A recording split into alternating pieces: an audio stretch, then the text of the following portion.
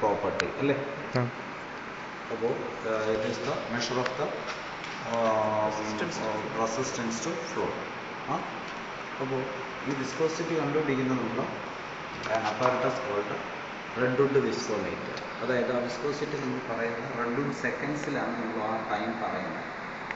അപ്പോൾ അതുകൊണ്ട് ഇതിന് പറയുന്ന റെഡ്വുഡ് വിസ്കോമീറ്റർ 2 ടൈപ്പിലുണ്ട്. ഒരു ടെമ്പറേച്ചർ വേരിയേഷൻ വെച്ചുകൊണ്ടാണ് നമ്മൾ പറയുന്നത്.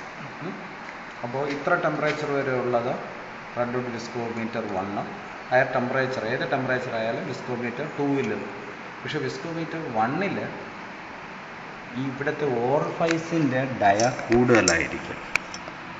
ഇപ്പോൾ ഇത് വെച്ചിട്ട് നമ്മളോട് പറയുകയാണ് നിങ്ങൾക്ക് ഒന്ന് നമ്മുടെ ശബരിമലയിൽ അരവണ ഒന്ന് ടെസ്റ്റ് ചെയ്യാൻ പറ്റുമോ എന്ന് ചോദിച്ചാൽ ഇത് വെച്ച് പറ്റില്ല. എന്തുകൊണ്ടാണ്? ആ ഹോളിലൂടെ അത് ഇറങ്ങണ്ടേ.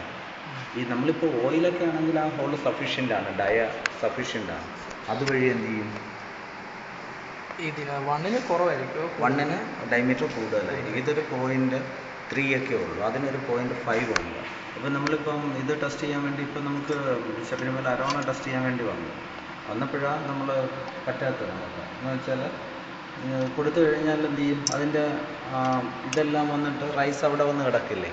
അപ്പോൾ പിന്നെ അങ്ങോട്ട് ഫ്ലോ ഉണ്ടാവില്ല. ഇല്ലെങ്കിൽ അതിനെ മാറ്റിയതിന് ശേഷം ആ ലിക്വിഡ് മാത്രം എടുക്കണം. അപ്പോൾ പിന്നെ ശരിക്കും അതിൻ്റെ വാല്യൂ കിട്ടില്ല.